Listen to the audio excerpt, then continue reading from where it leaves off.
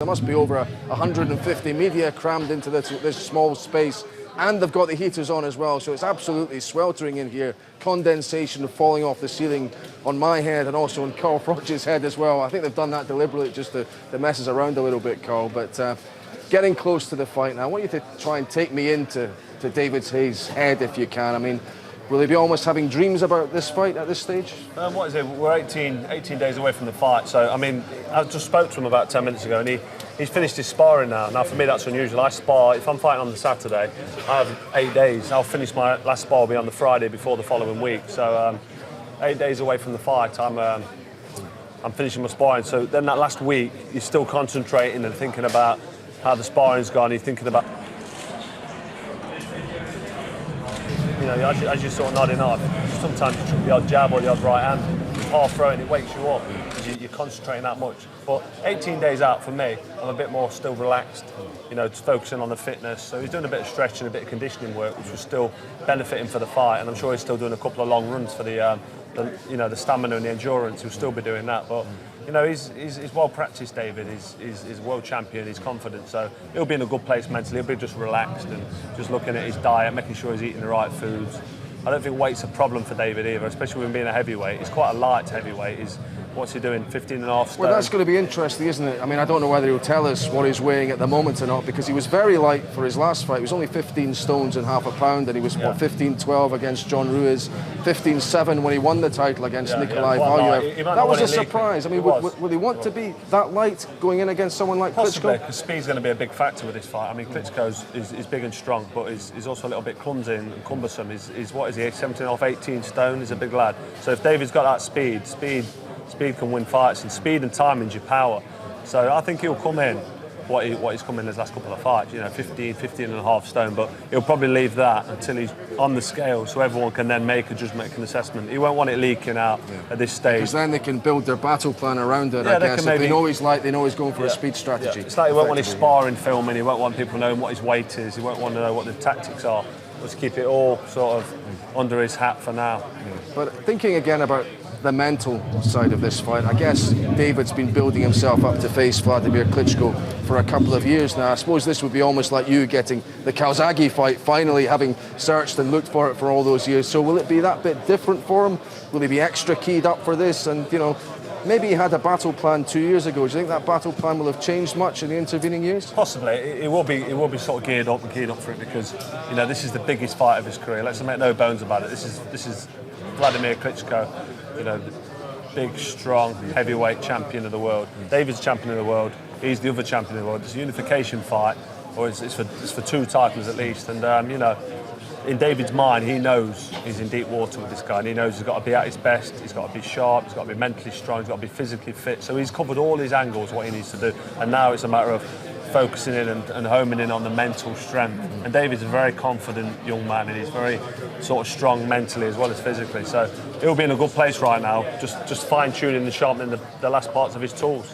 Yeah, we see him just there now. He's doing what's this trainer Adam Booth tells me is an arm session today, so he's kind of working on arm strength. As you've said, he's stopped sparring already, that's unusual for David Haye, never mind what you do, Carl. I mean, I would have thought he would have sparred up to maybe 8 days before the fight itself. You're not worried there's any kind of problem there at all, are you? I was surprised when he told me, but that's what he does. He finishes his sparring, he's got that all in the bank now, so now what he's doing is he's working on his technique and his sharpness and his mental focus. I spoke to him earlier about that, and he just gets his, you know, finally sharpens his tools towards the end. The final preparations, just getting his head on it and just working on the fast twitch muscle fibres, just so he's as fast and as explosive as he can be. All he's doing here is just relaxing, doing a little bit of strength and conditioning, which, as I say, he'll work away at the muscle fibres, and it'll still be beneficial, and you'll still get the benefits from this sort of work, even at this stage. Because, you know, 18 days till the fight, he'll do 2 more solid weeks of training, then he'll have a week of easing off.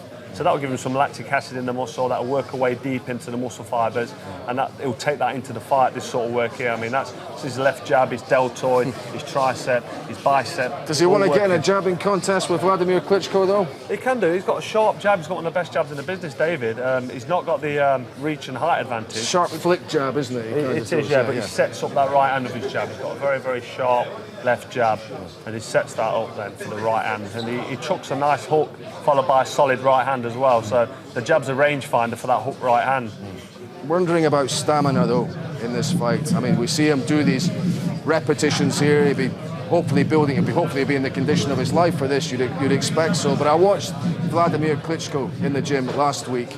He did 10 rounds of sparring with 3 young sparring partners, 2 of them 22-year-olds, and by the end of those 10 rounds, those 3 guys were working in tandem with Vladimir. It was the young guys that were out of breath, and Vladimir still looked in great shape. Was he dictating and controlling the spar there, Vladimir? You can look too much into it. If he's having it all his own way and he's not put under any pressure, you can do 25 rounds. But the minute you start to get pushed on your back foot and it's hard for you, 6, 7 rounds, you start to feel it and breathe it. I was sparring with a light heavyweight out in New York in preparation for my fight a couple of weeks ago against Glenn Johnson. And, I can do 15, 20 rounds in the gym at my own pace against lads lighter than me or not as skillful enough to sort of match me technically. But the minute I jumped in with this guy, who I was sparring in New York, he was a light heavyweight, stroke cruiserweight. He was big and strong, and he was pushing me back on my back foot, taking me out of my comfort zone. And 5 or 6 rounds, I was thinking, what's going on here? I'm tired, I'm feeling the pace. So it's all about levels and comfort zones. And, if Klitschko's in his comfort zone, sparring 3 partners that are young and a bit naive and a bit scared, then he can go all night and look good doing it. It's very interesting you say that, Carl, because I asked Vladimir about his relationship with Emmanuel Stewart, and that Emmanuel seemed to be a bit, I don't know, impatient with him. He wanted to see a bit more from the sessions than he was getting. He wanted to see more of a variety of punches. Vladimir Klitschko said to me, we work to my training schedule. We don't work to Emmanuel Stewart's training schedule. Is it a danger if you have, perhaps, and I'm saying perhaps, you have a fighter-led camp like that? He's doing things on his terms. I think it is. I mean, that's the first I've heard of that, and I'm surprised because I thought, you've got to look up to your master. And, Rob McCracken's my master. What he says goes. And when I'm in the gym, when I'm training with Rob, sometimes I get nervous before the session because I know it's going to be a hard session. And if I want to stop, there's no stopping. And if Rob says, right, another 10 minutes on the bag or another 3 or 4 rounds, I'm thinking, I've had enough. My lactic acid in my arm's built up. I want to just sort of have a bit of a breather. This is why you can't train yourself. And, you can't be the boss of your own domain in that gym. You've got to have somebody telling you what to do, but somebody who you respect and look up to. And, David Haye looks up to and respects Adam Booth. But if you're telling me that Klitschko says, it's my gym, what I say goes, that's not a good sign, if I'm totally honest. So maybe it's a little bit comfortable for him. Thank you very much, Carl, for the moment. That's a fascinating insight there into the way a boxer conducts his training. But David Haye, as you can see, just limbering up here.